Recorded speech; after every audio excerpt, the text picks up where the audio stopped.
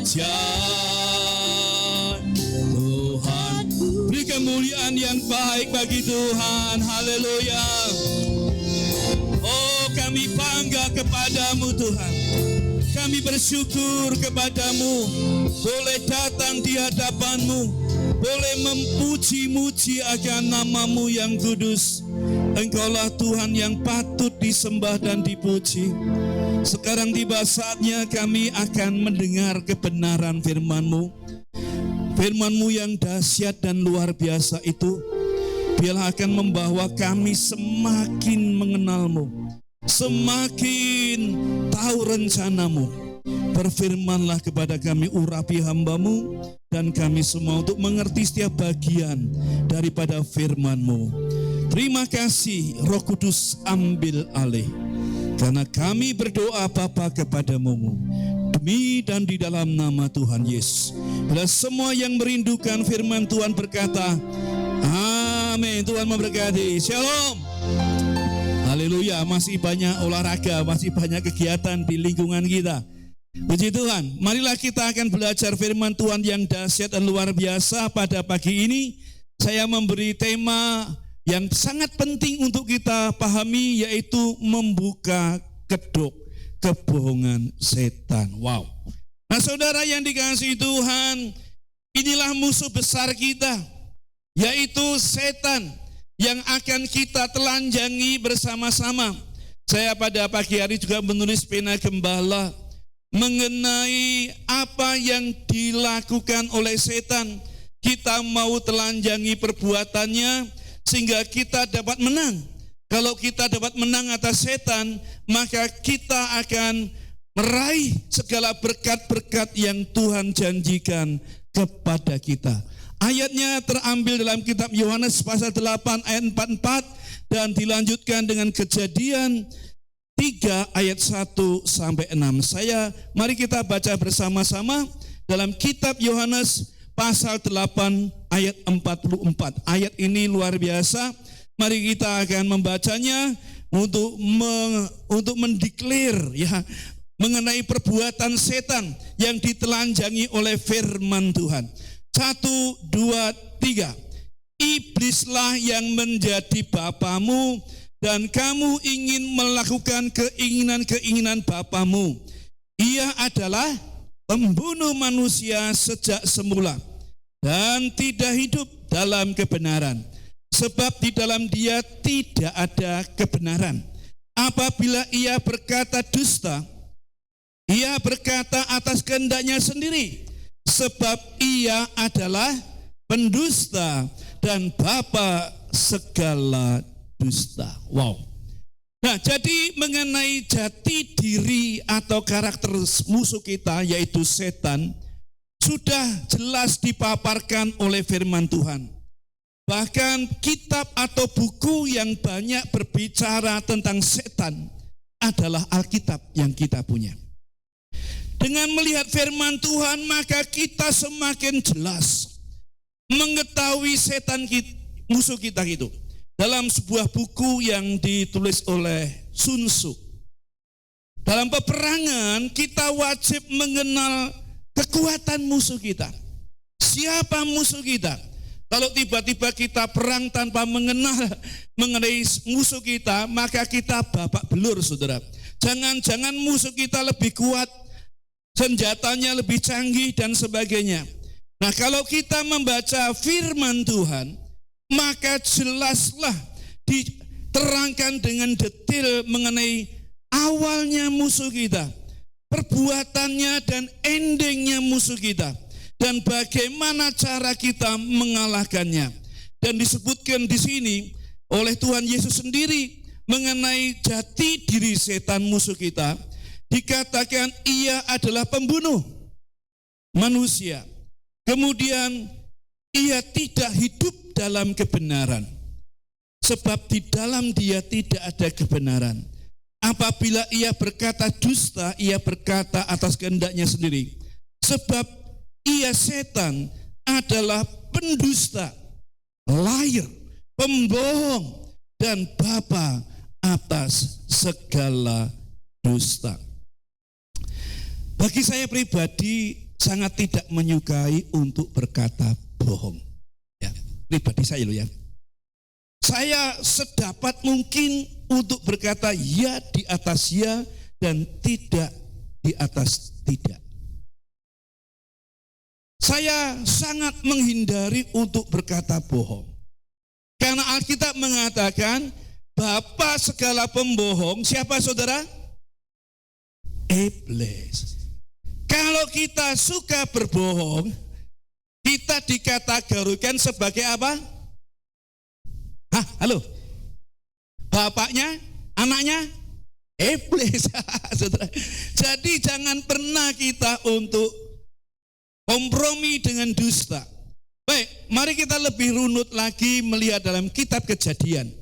Pasal yang ketiga ayat 1 sampai 6. Saya baca ayat yang 1, Bapak Ibu yang kedua, saudara-saudara ya berganti-gantian. Demikian firman Tuhan. Adapun ular ialah yang paling cerdik dari segala binatang di darat yang dijadikan oleh Tuhan Allah.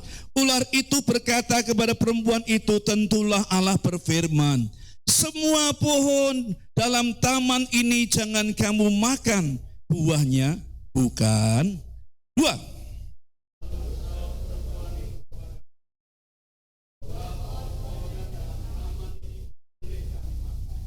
Tetapi tentang buah pohon yang ada di tengah-tengah taman, Allah berfirman, jangan kamu makan ataupun raba buah itu, nanti kamu mati.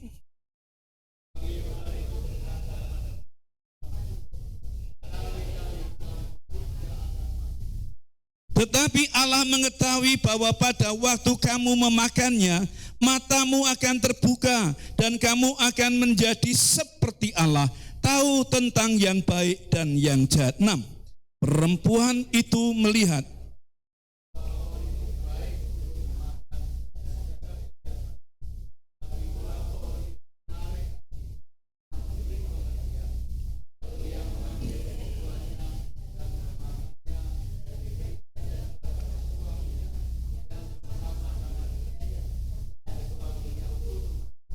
Nah, puji Tuhan.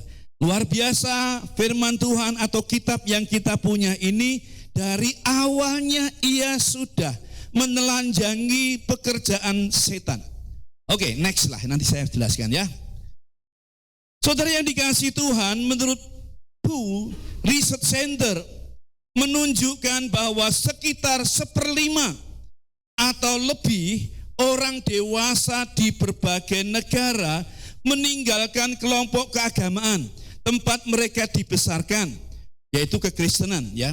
Kekristenan mengalami penurunan jumlah yang cukup signifikan akibat beralihnya penganutnya menjadi orang yang tidak mengidentifikasi diri dengan agama apapun. Nah, saudara, riset ini ditujukan bagi negara-negara yang mayoritas Kristen, dan ditemukan di sana 1/5 atau lebih orang dewasa dari berbagai negara meninggalkan Kristen, saudara. Di mana dulu dia dibesarkan, dan ini secara gampang kita lihat dengan kasat mata bagaimana negara-negara dulu yang mengklaim dirinya beragama Kristen, tetapi pemuda-pemudinya sekarang tidak jadi Kristen. Mereka dengan tegas mengatakan mereka adalah orang ateis, mereka adalah orang agnostik atau tidak mengakui Tuhan. Percaya Tuhan tapi tidak beragama. Oke. Nah, itulah sebuah riset yang menunjukkan bahwa itulah cara kerja setan dengan menipu daya orang-orang Kristen di sana dan menjauhkan mereka dengan persekutuan kepada Tuhan kita Yesus Kristus. Mari kita akan lebih moderat ya untuk mengenali tentang setan. Next. Dikatakan demikian ya. Setan atau iblis tidak datang dengan tanduk, saudara ya. Jadi iblis tidak update, saudara ya. Iblis kuno gitu ya. Kalau dia datang dengan mata yang merah gitu ya, itu iblis kurang update, saudara ya. Jadi tidak datang dengan tanduk dengan garpu 3 ini, saudara ya. Tombak dengan garpu 3. Ia datang dengan janji untuk memenuhi hasrat kedaginganmu. Wah, saudara. Ini yang dikatakan bahwa setan tidak datang dengan rambut gondrong, mata membelalak, saudara. Taring panjang. Wah, itu iblis kuno, saudara. Iblis itu dikatakan ia datang untuk memberikan janji-janji, memenuhi kebutuhan, keinginan dagingmu. Misalnya aplikasinya, Anda disuguhkan atau dihadapkan dengan kebutuhan-kebutuhan. Lalu Anda mengurangi waktu-waktu untuk bersekutu dengan Tuhan. Baik bersekutu secara personal, pribadi untuk mencari wajah Tuhan, ataupun secara komunal untuk beribadah di dalam gereja atau kelompok kecil. Saudara yang dikasih, itu taktiknya setan. Itu strateginya setan. Dan saya bersyukur. Terus membangun diri untuk tetap konsisten. Tetap eksis, tetap apa? Terus menerus mencari wajah Tuhan. Bahkan sekarang ini saya lebih lagi, saudara ya. Saya mencari waktu jam 3 pagi. Wow. Jam 3 pagi saya sudah menghadap Tuhan. Saya berdoa menyembah Tuhan. Dan kalau kita sungguh-sungguh, 1 jam itu tidak terasa, saudara. Amin. Tidak terasa. Kita hanyut di dalam hadiratnya Tuhan. Kalau kita seperti ini, maka keinginan-keinginan daging itu sirna, saudara. Kita hanya ingin Tuhan, walaupun Tuhan belum memberkati saya secara luar biasa. Tapi saya sedang melihat titik-titik yang Tuhan nyatakan. Apapun yang terjadi, saya cari Tuhan. Nah, saudara, ini sebetulnya sudah menjadi gaya hidup yang saya lakukan sejak dari dahulu. Saya tetap mencari Tuhan. Dikatakan, hati-hatilah dalam skemanya setan, rancangannya setan. Hati-hati, saudara. Dikatakan di sini ya, do not be outwitted by Satan. Jangan kamu ditipu oleh setan. We are not ignorant. Kita tidak tahu of his skemanya. Kita tidak tahu rancangannya. Hati-hati, saudara. Tiba-tiba Anda terpisah dari Tuhan dan sudah dalam genggamannya setan, dan Anda mengalami kebinasaan dan dihukum untuk selama-lamanya dalam kekekalan. Bentar. Dikatakan di sini juga discuss itu menyamar. Samaran setan, dia sendiri sebagai malaikat terang. Wah, saudara, ini kan untuk membedakan setan dengan malaikat terang agak sulit. Karena apa? Ia mampu menyamar, ia mampu berkamuflase dengan memakai gambaran malaikat terang. Tetapi kita bersyukur, kita punya firman Tuhan yang dengan gamblang menelanjangi perbuatan setan. Mari kita akan belajar dan menelanjangi setan pada pagi ini, agar setan dipermalukan dan Anda tidak ikut di dalam skemanya setan. Next, yang pertama, setan adalah oknum yang paling licik. Waduh ya. Dalam ayat pertama, dalam Kejadian pasal 3 tadi, adapun ular ialah yang paling cerdik. Dalam bahasa Indonesia ya, saya garis bawahi. Dari segala binatang di darat yang dijadikan oleh Tuhan Allah, ular itu berkata kepada perempuan itu, tentulah Allah berfirman, semua pohon dalam taman ini jangan kamu makan buahnya, bukan. Kira-kira omongannya si ular ini benar nggak, saudara? Mana ya? Tentulah Allah berfirman, bersabda, semua pohon dalam taman ini jangan kamu makan buahnya, bukan? Bener gak? Hah? Yang tidak boleh dimakan yang mana, saudara? Pohon pengetahuan, betul gak ya? Hati-hati. Sebetulnya cara setan itu klasik, saudara. Ia hanya memutarbalikkan firman. Dan ironinya kalau kita tidak pernah setia membaca firman, maka kita orang yang paling mudah ditipu oleh setan. Bapak segala dusta tadi. Karena ia memutarbalikkan. Ini baru pertama ya, nanti terus akan diulang. Bagaimana skemanya, caranya, strateginya, yaitu memutarbalikkan firman. Dan itu sama pada waktu setan mencobai Tuhan Yesus di padang gurun waktu ia berpuasa 40 hari. Pencobaan yang pertama apa, saudara? Ayo. Apa?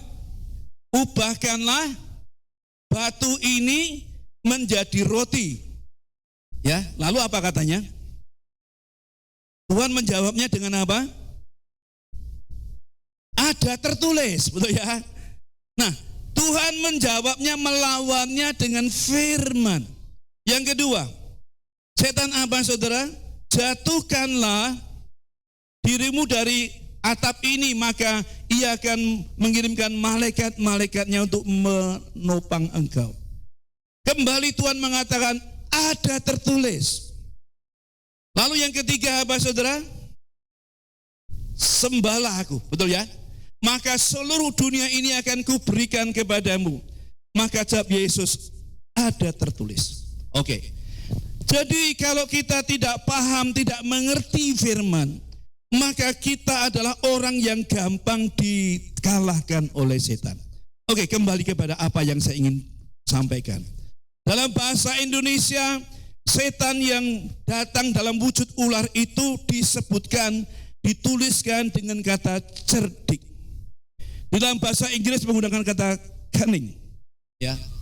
Dalam bahasa Alkitab penulisan Perjanjian Lama menggunakan kata arum. Yang artinya licik.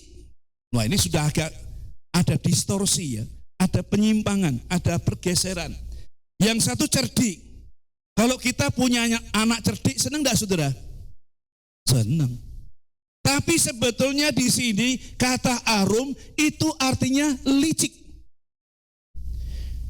Garis miring atau arti yang lain lihai. Kalau saya main olahraga, ada orang yang berolahraga itu bermain secara lihai. Gitu ya. Kalau saya bulu tangkis, mau arahkan bola ke sini, tiba-tiba ke kanan. Lalu tertipu, lalu kita bisa tertawa, hahaha, tak hapus gitu ya. Lihai. Nah, saudara, setan itu dikatakan dalam Alkitab, ia licik, dalam garis miring lihai. Artinya menunjukkan kecakapan dalam mencapai tujuan melalui tipu daya, penipuan atau pengelakan. Jadi itulah setan, menunjukkan kepandaiannya, kecakapannya dalam mencapai tujuan melalui tipu daya. Nah, apakah saudara pernah ketemu dengan orang yang licik, saudara? Nah, itulah kira-kira yang disebutkan oleh Alkitab mengenai karakternya setan. Ia adalah pribadi yang licik dan lihai. Ia menipu Hawa, dan ia juga ingin mencoba Yesus dengan firman yang diputar balikkan. Nah, ini kan Perjanjian Lama. Saya ingin menegaskan atau mencari dukungan dalam Perjanjian Baru. Next. Kita juga mengenal cerita tentang ular yang disampaikan oleh Tuhan Yesus dalam Injil Matius 10 ayat 26. Yuk kita baca sama-sama. Yuk. 1, 2, 3. Lihat, aku mengutus kamu seperti domba di tengah serigala. Terus. Sebab itu hendaklah kamu cerdik seperti ular dan tulus seperti Kembali bahwa ular itu disebutkan sebagai binatang yang cerdik. Kembali kita akan melihat shrewd ya. Shrewd itu dalam bahasa Inggris yang cerdik itu. Pronimoi. Artinya sama, lihai. Nah saudara, rupanya antara perjanjian lama dan perjanjian baru sama menggunakan karakter tentang setan. Pronimoi, lihai, licik saudara. Nah saudara, jadi jelaslah kita harus menyadari tentang karakternya setan, skemanya, strateginya setan, licik, lihai. Tadi saya misalnya kita dibuat dengan kebutuhan-kebutuhan kita. Lalu kita meninggalkan Tuhan. Karena kita hendak mencapai, mengejar pemenuhan kebutuhan-kebutuhan itu. Dan tidak menomorsatukan Tuhan. Pekerjaankah, pergaulankah, studinya, ya. Kata nanti kan bisa lagi. Untuk apa Tuhan? Toh hari Minggu besok masih ada lagi. Gitu ya. Nah itu strateginya setan. Kalau Anda dapat dikalahkan dengan caranya setan, aduh kasihan sekali. Karena Alkitab sudah menjelaskan bahwa dia licik, lihai, menipu kita. Untuk memenuhi dengan janji-janji keinginan daging kita. Next. Ya. Yang kedua, strateginya atau skemanya setan. Setan ingin membuat manusia skeptis tentang Tuhan. Mari kita melihat apa yang dialami oleh Hawa di Taman Eden. Tetapi tentang buah pohon yang ada di tengah-tengah taman, Allah berfirman, jangan kamu makan ataupun raba buahnya itu, nanti kamu mati. Tetapi ular itu berkata kepada perempuan itu, sekali-kali kamu tidak akan mati. Ya. Nah, bukankah Tuhan sudah berfirman bahwa kalau engkau makan buah di tengah-tengah pohon, di pohon di tengah-tengah itu, engkau akan mati. Tapi lihatlah, setan memutar balikkan. Kali kamu tidak akan mati. Nah, saudara yang dikasihi Tuhan, dibuatlah sebuah pertentangan sehingga timbul keraguan dari Hawa yang sedang digoda oleh iblis itu. Nah, sehingga dalam pikiran Hawa timbul skeptisme, rasa skeptis terhadap Tuhan. Mari kita lihat. Next. Apa itu skeptis? Seorang skeptis adalah orang yang meragukan atau mempertanyakan gagasan, klaim, atau keyakinan umum. Mereka biasanya ingin melihat bukti sebelum mempercayai bahwa sesuatu itu benar. Nah saudara yang dikasihi Tuhan, si Hawa dibuat skeptis dengan sebuah pertanyaan sekali-kali atau sebuah jawaban. Sekali-kali kamu tidak akan mati. Dikroskan, dipertentangkan dengan apa yang terdapat dalam firman Tuhan. Sehingga timbul skeptisme di dalam hidup Hawa pada waktu itu. Nah saudara, di dalam Alkitab ada banyak orang-orang yang pernah ada dalam kehidupan yang skeptisme. Yang pertama Gideon. Nanti kita bahas ya. Yang kedua Thomas. Pada waktu ada kebangkitan Tuhan, murid-muridnya semua percaya. Tetapi dia mengatakan, selama aku belum mencocokkan tanganku ke atas lubang di tangan Yesus, aku tidak akan percaya. Nah saudara, padahal orang-orang lain, murid-murid yang lain sudah menegaskan dan bersaksi kepada Thomas bahwa Kristus sudah bangkit sesuai dengan apa yang dijanjikannya. Ada skeptisme dalam diri Thomas. Lalu Gideon, ini seorang tokoh yang luar biasa dalam perjanjian lama. Ia pernah merasa skeptis terhadap Tuhan, panggilan Tuhan. Mari kita lihat Hakim-Hakim pasal 6, ayat 36 dan seterusnya sampai ayat 40. Saya baca yang 36, Bapak Ibu Saudara-saudari yang 37 dan seterusnya. Hakim-Hakim 6 ayat 36. Kemudian berkatalah Gideon kepada Allah, jika engkau mau menyelamatkan orang Israel dengan perantaraanku, seperti yang kau firmankan itu. 37, 2, 3.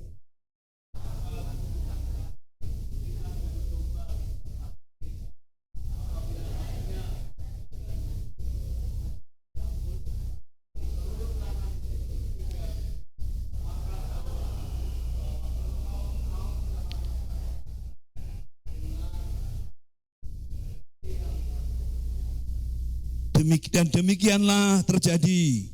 Pada keesokan harinya, pagi-pagi ia bangun, dipulasnya guntingan bulu itu, dan diperasnya air embun dari guntingan bulu itu, secawan penuh air. Wow, dia minta tanda.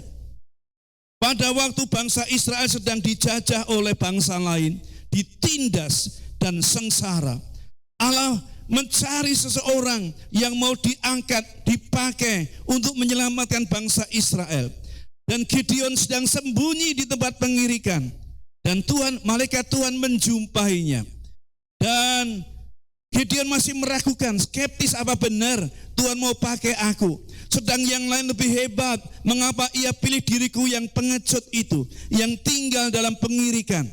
Lalu ia minta tanda, membentangkan guntingan bulu domba di tempat pengirikan, apabila hanya di atas guntingan bulu itu ada embun, tetapi seluruh tanah itu tinggal kering. Seperti sekarang ini ya, sekarang ini masa kering. Bahkan saya sedang merenungkan Eropa, di mana-mana kebakaran.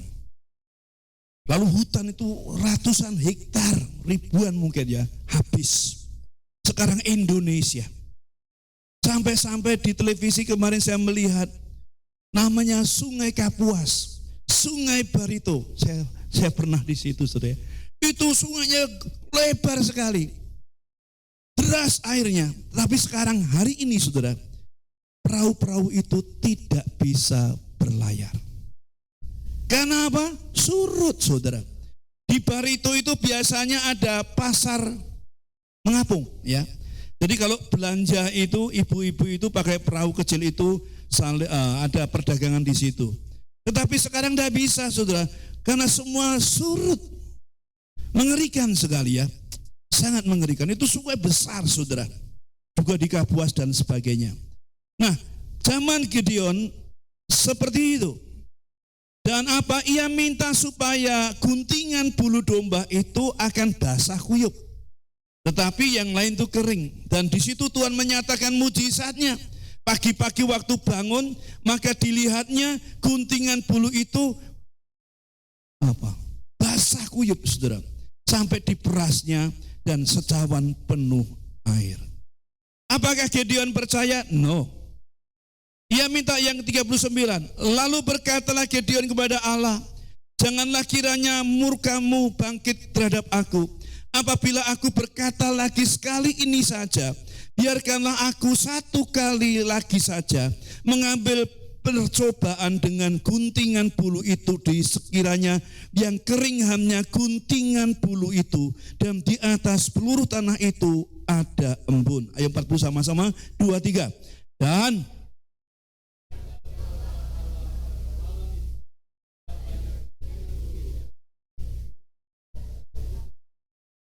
nah, sekarang kebalikannya, saudara. Ini Gideon ini luar biasa, saudara. Dia minta supaya guntingan itu bulu itu jadi kering. Dan dikatakan, dan demikianlah diperbuat Allah pada malam itu. Sebab hanya guntingan bulu itu yang kering. Di atas seluruh tanah itu yang ada embun. Nah, saudara, Gideon pernah bersikap skeptis.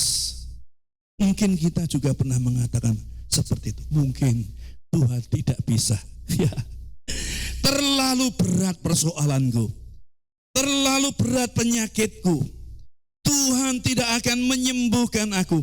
Tuhan tidak bisa.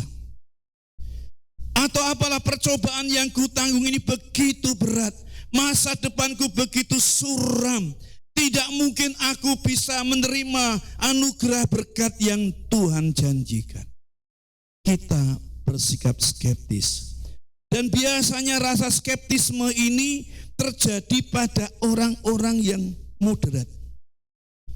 Karena logika-logika yang kita gunakan untuk mencoba mengelola firman Tuhan itu, sehingga kita juga tidak menjadi yakin. Nah, saudara yang dikasihi Tuhan, tetapi firman Tuhan itu pasti ya dan amin. Mari kita percaya. Kok tadi saya mengatakan pagi sekali saya sudah bangun, saudara. Kalau saya doa jam 3, tentunya bangunnya tidak jam 3, saudara ya. Karena biasanya saya ini persoalannya dengan perut. Harus pergi ke bank, ke kloset saya ya. Saya mesti berbersih diri, lalu saya mencari Tuhan. Nah, saudara yang dikasihi Tuhan, mengapa jam 3, saudara? Saudara tahu doa tahajud? Doanya saudara kita yang muslim itu ya. Mereka punya 5 waktu doa, betul ya? Saya agak sebutkan ya. Dan 1 tambah lagi, tahajud. Jam berapa tahajud? Halo? Jam 12. Antara 12 sampai jam 3, gitu ya. Mereka bertahajud. Nah, sebetulnya ada banyak tercatat dalam Alkitab orang-orang yang pagi-pagi benar. Dia menggunakan waktu ganti jaga. Ada lagu ya yang mengatakan membangunkan fajar. Dalam Alkitab ada lagi, aku sudah bangun sebelum para pengawal itu berganti jaga. Betul enggak? Untuk mencari Tuhan. Tapi jam 3 itu jujur sudah ya, enak-enak ngorok, saudara. Betul ya? Paling pena, nyes, udaranya sedikit dingin. Tapi saya cari Tuhan. Suatu kali saya akan saksikan Tuhan itu luar biasa. Saya belum mau saksikan sekarang. Yang mustahil menjadi tidak mustahil. Amin. Oh, keren, saudara. Tuhan itu luar biasa. Tuhan itu dahsyat.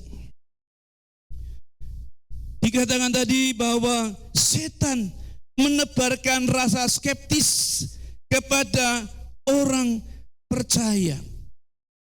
Dengan mengatakan, apakah mungkin Tuhan bisa menolong aku? Tuhan bisa mengangkat aku? Tuhan bisa memulihkan hidupku? Tapi saya mau kasih tahu, itu adalah skema yang setan tebarkan kepada kita untuk kita memiliki rasa skeptisme kepada Tuhan. Oke, itu yang kedua.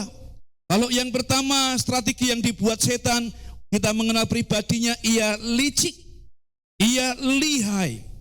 Yang kedua, ia menebarkan sikap skeptisme. Yang ketiga, setan ingin membuat manusia bersikap negatif kepada Tuhan. Ayat 5. Tetapi Allah mengetahui bahwa pada waktu aku memakannya, matamu akan terbuka dan kamu akan menjadi seperti Allah, tahu tentang yang baik dan yang jahat. Nah, saudara, mengapa ayat ini ditulis dalam kitab Kejadian pasal 3 tadi? Untuk memberitahu kepada kita tentang skema yang dibangun oleh setan, yang ditujukan kepada manusia, di mana manusia itu akan bersikap negatif kepada Tuhan. Dan ayat 5 tadi katakan, engkau akan menjadi seperti Allah. Loh, setan menabur benih-benih negatif dalam pikiran Hawa. Kalau kamu makan buah ini, kamu akan menjadi seperti Allah, tahu tentang yang baik dan yang jahat. Iblis ingin mengatakan kepada Hawa, lihat, Tuhan itu hanya ego. Ia tidak memberi kamu pengetahuan tentang yang baik dan yang jahat. Hanya Tuhan yang punya. Tetapi kalau engkau makan buah ini, kamu akan bisa seperti Allah. Kamu akan terbuka matamu, tahu tentang yang baik dan yang jahat. Nah, saudara yang dikasihi Tuhan, ada orang mengatakan, kenapa kamu tidak cari Tuhan? Wes orang usah Tuhan-Tuhanan. Oh, dan negatif saudara, orang usah Tuhan-Tuhanan, orang usah gereja-gerejaan, gitu ya. Yang penting aku percaya pada diriku sendiri. Aku sanggup mengatasi persoalan yang sedang aku alami ini. Nah saudara, orang itu sudah terperdaya. Ia bersikap negatif. Kemarin saya mendengar satu cuplikan ya. Kok kamu percaya tentang surga? Katanya. Apa kamu pernah ke surga? Pintunya model dorong apa model tarik, saudara? Ada yang kata, oh surga itu. Nah, saya mau tanya, surga itu pintunya didorong apa ditarik? Ya sliding gitu ya. Kan nggak tahu tuh kamu. Jadi kenapa kamu percaya surga? Tidak usah percaya dengan Tuhan. Nah saudara yang dikasihi Tuhan, ia mulai menebarkan sikap yang negatif. Oke, apa yang dikatakan dalam perjanjian baru tentang pikiran yang negatif ini? Dalam 2 Korintus pasal 11 ayat yang ketiga.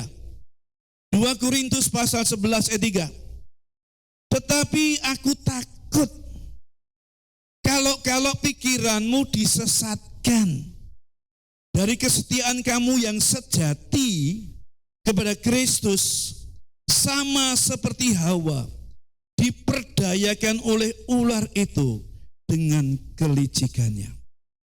Jadi mana yang diserang lebih dahulu saudara? Pikiran.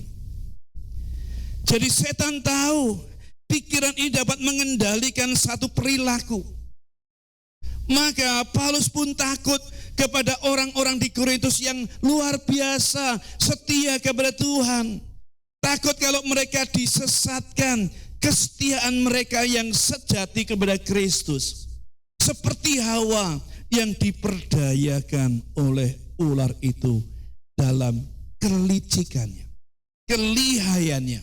Nah saudara yang dikasihi Tuhan, ia akan taburkan kepada kita benih-benih yang negatif tentang Tuhan. Bahwa Tuhan tidak akan bisa menolong kita. Tuhan tidak mampu untuk membawa kita dalam kemenangan. Tuhan tidak mampu menyembuhkan kita. Tuhan tidak mampu untuk memberkati kita. Nah saudara, lalu ada kesan yang negatif tentang Tuhan.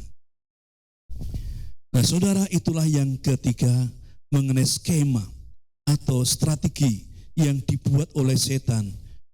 Kita coba buka kedoknya. Lalu yang keempat, setan akan mencoba meyakinkan manusia untuk mencurigai Tuhan. Tuhan dicurigai, saudara ya. 4.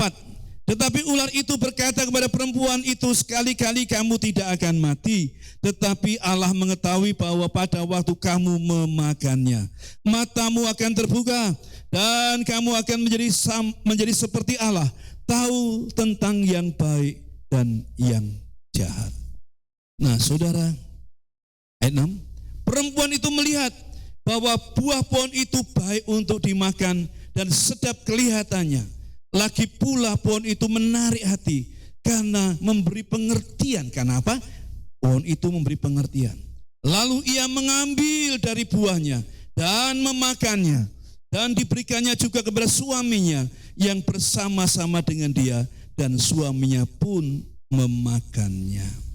Jadi adalah yang dilakukan oleh setan. Bagian yang keempat, setan mencoba meyakinkan orang-orang percaya untuk mencurigai Tuhan. Kenapa yang baik itu hanya miliknya Tuhan? Untuk tahu yang baik dan yang jahat itu hanya satu haknya Tuhan.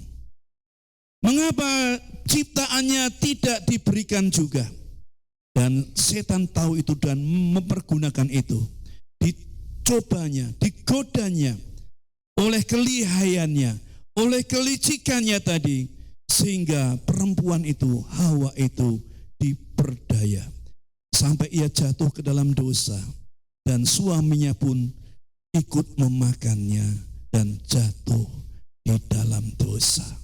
Saudara yang dikasihi oleh Tuhan, melalui firman Tuhan yang kita miliki itu luar biasa. Setan betul-betul ditelanjangi. Setan perbuatannya disingkapkan agar kita tidak dapat dikalahkan oleh setan. Tadi dalam riset yang saya suguhkan, 1/5 orang dewasa atau lebih dari negara Kristen telah meninggalkan Tuhan. Tadi tahu, setan itu memberikan janji untuk hasrat keduniawian. Saya mau tanya, Korea Selatan dulu dikenal sebuah negara yang dilawat oleh Tuhan, betul ya? Negara yang paling banyak mengirim misi di dunia adalah Korea Selatan. Dan apa yang terjadi pada saat ini? Kekristenan mengalami penurunan yang drastis. Anak-anak muda tidak lagi mencari Tuhan, malah suka budaya K-pop, betul ya? Wow. Mereka meninggalkan Tuhan. Mereka bahkan sekarang ada budaya bunuh diri di sana. Mereka tidak takut akan Tuhan. Saya pernah ngomong dengan teman pendeta, nggak usah angel-angel. Menjatuhkan orang Kristen itu jangan dengan aniaya. Di mana ada aniaya, di situ terjadi pertumbuhan yang pesat dalam kekristenan. Lalu apa Pak Bambang? Mau mematikan orang Kristen gampang, gelontoran dengan duit. Kamu kasih uang yang banyak, yang tadinya tidak punya motor, yang tidak punya mobil. Kalau sudah punya mobil kita bikin agenda. Minggu pertama Tawangmangu, gitu ya. Minggu kedua Dieng. Wah ya. Apa lagi? Minggu ketiga mana? Gunung Kidul, ya. Pantainya yang cantik-cantik. Kapan ke gerejanya? Tidak perlu gereja-gerejaan ya. Minggu kelima saja. Ke gerejanya minggu kelima. Betul enggak? Kenapa? Karena punya mobil, saudara. Dulu tidak punya mobil setia loh, saudara. Gereja belum buka dia sudah datang, saudara. Sekarang gereja sudah buka lebar-lebar gak datang juga, saudara. Gampang toh? Gelontoran duit. Kalau tidak kuat iman dia pasti murtad, saudara. Jadi Anda harus kuat di dalam iman supaya tidak dikecoh oleh perbuatan setan. Karena dia tahu, ready or not, Jesus is coming. Kalau Anda melihat kerusakan alam ya karena kebakaran yang dahsyat ini, kalau melihat mengenai dunia ini, apa yang Anda simpulkan? Kemerosotan moral yang luar biasa. Gempa. Sekarang saya sedang dalam pikiran saya loh ya. Sekarang itu intensitasnya itu lebih kuat sekali, betul ya? Kalau zaman saya kecil, saudara, ada gempa itu hanya disebut lindu. Tahu nggak? Sudah, saudara ya. Akhir-akhir ini semua gempa di atas skala 7, saudara. Bahkan yang di NTT itu 7,7. Di Venezuela, di mana Peru, dan di mana-mana. Ngeri, kerusakannya dahsyat sekali. Mematikan, saudara. Ataukah Anda mengatakan, itu hanya fenomena alam. Alkitab mengatakan kamu akan mendengar deru perang. Kamu akan mendengar gempa bumi di mana-mana. Apakah Anda masih skeptis? Firman Tuhan ini keliru. Saya yakin, ready or not, siap atau tidak, Jesus sedang datang. Amin. Tuhan sedang datang. Kalau Ia datang dan Anda tidak sesuai dengan standarnya Tuhan, maka adalah Anda orang yang akan ditinggalkan. Anda akan tidak ikut dalam sebuah hari kebahagiaan, sebuah pernikahan anak domba yang terjadi nanti. Next, dalam tradisi teologis, next saja. Dalam tradisi teologis, setan dan kekuatan spiritual mempengaruhi pikiran, kembali yang diserang pikiran, saudara. Terutama melalui sugesti, godaan, dan tipu daya. Mereka diyakini membisikkan gagasan-gagasan yang menyesatkan, memanfaatkan hasrat berdosa yang ada, atau menanamkan benih keraguan, ketakutan, serta rasa malu yang melumpuhkan untuk menjauhkan manusia dari kebenaran. Ya, itulah cara, skema yang dibuat setan. Ia menyerang pikiran dahulu. Ia mengguncangkan pikirannya si Hawa, sehingga ia diperdaya oleh tipu dayanya, kelicikannya, kelihayannya. Lihat, your mind, pikiranmu yang akan diserang. Tadi dalam kitab Korintus, Paulus juga menasihati ketakutannya Paulus tadi ya. Tetapi aku takut kalau pikiran kamu disesatkan dari kesetiaan yang sejati kepada Kristus, sama seperti Hawa diperdayakan oleh ular dengan kelicikannya. Dan kesimpulan terakhir, iblis ingin mematikan kebahagiaan Anda, sukacita Anda, dan kemurnian Anda. Dan ia melakukannya melalui kebohongan. Ia ingin menghancurkan kita. Ia memulainya dengan memperdaya kita. Memperdaya tadi diserang adalah pikiran. Betapa bahagianya kita, karena semua skemanya skemanya setan telah diungkapkan oleh firman Tuhan. Jadi mari kita mau menjaganya dengan lebih dekat dengan Tuhan. Kita tundukkan kepala.